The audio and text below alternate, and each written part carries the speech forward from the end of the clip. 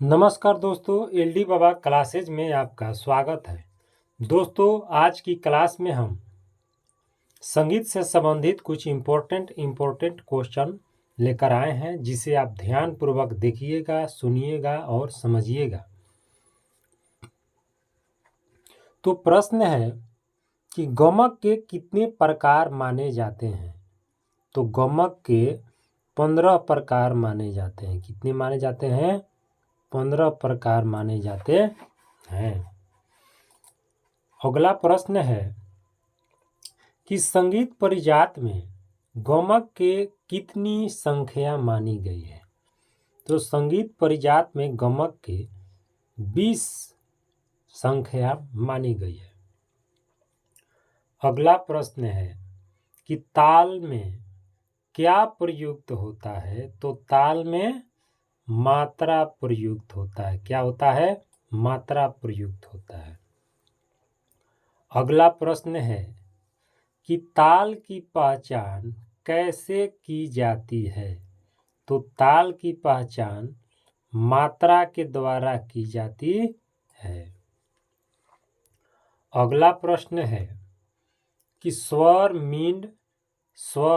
मींड गमक का प्रयोग किसमें की जाती है। तो गायन में की जाती है। किसमें की जाती है? गायन में की जाती है। अगला प्रश्न है कि ख्याल अंग की ताल कौन सी है। तो ख्याल अंग की ताल जो है वो झुमरा ताल है। अगला प्रश्न है कि झुमरा कितने विभाग की ताल है। तो झुमरा 4 विभाग की ताल है। अगला प्रश्न है कि झुमरा ताल में कितनी मात्राएं होती है। तो झुमरा ताल में 14 मात्राएं होती है। अगला प्रश्न है कि किस ताल में ताली 1, 4, 11 और 8वीं मात्रा पर खाली पड़ती है। तो झुमरा ताल पर। अगला प्रश्न है कि धिन धा त्रिकिट धिन धिन धागे त्रिकिट किस ताल का बोल है। तो झुमरा ताल की बोल है। अगला प्रश्न है कि तबला तरंग किस वर्ग का वाद्य है। तो तबला तरंग औनद वाद्य का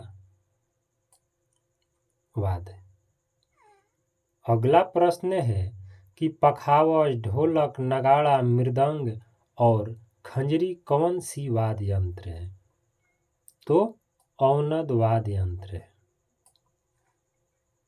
अगला प्रश्न है कि सप्ताध्यायी किसे कहते हैं। तो सप्ताध्यायी संगीत रत्नाकर को कहते हैं। अगला प्रश्न है कि सप्ताध्यायी किसके द्वारा लिखी गई है। तो संगीत रत्नाकर के द्वारा।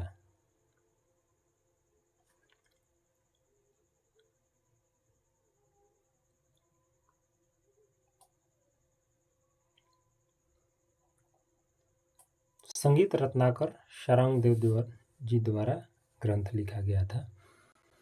अगला प्रश्न है कि सप्ताध्यायी में कितने अध्याय हैं, उनके नाम लिखें। तो 7 अध्याय हैं। प्रबंधाध्याय, ताल अध्याय, स्वराध्याय, रागाध्याय, प्रकीर्ण अध्याय, वादाध्याय और नर्तनाध्याय।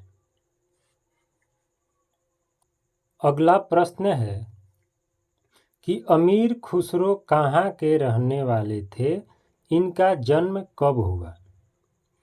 तो इसका उत्तर होगा कि उत्तर प्रदेश के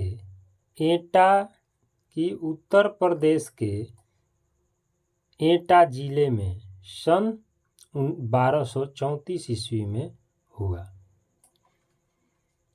अगला प्रश्न है कि खिलजी वंश किसको अपने राज दरबार में आश्रय दिया था। तो अमीर खुसरो को। किसको दिया था? अमीर खुसरो को। अगला प्रश्न है, कव्वाली का जन्मदाता किसे माना जाता है? तो अमीर खुसरो को।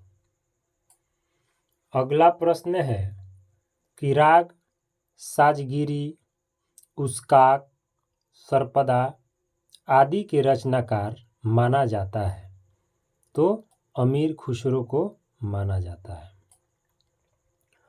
अगला प्रश्न है कि अमीर खुसरो का मृत्यु कितने वर्षों में हुआ था?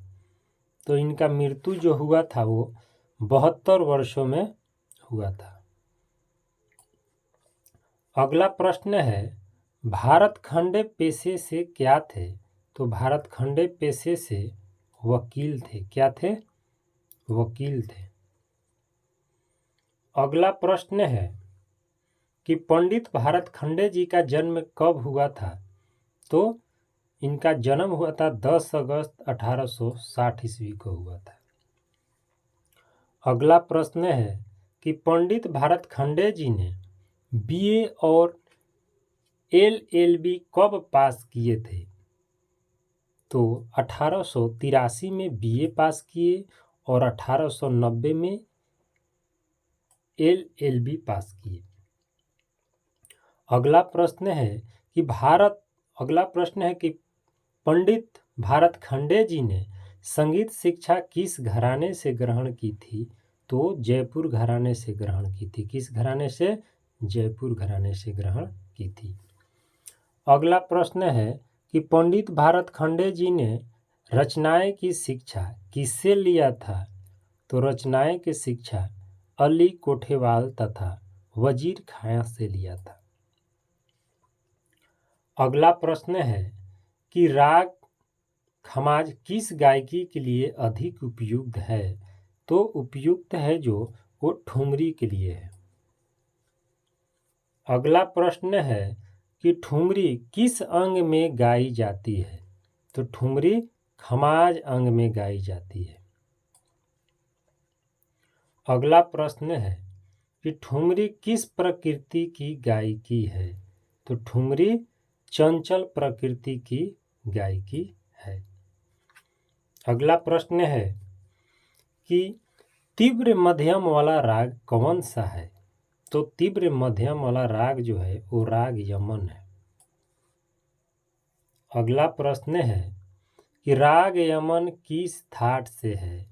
इसकी गायन समय क्या है? तो राग यमन कल्याण ठाट से है। इसकी गायन समय रात्रि का प्रथम प्रहर है। दोस्तों, आज की क्लास हम इतना ही प्रश्न से समाप्त करते हैं। धन्यवाद।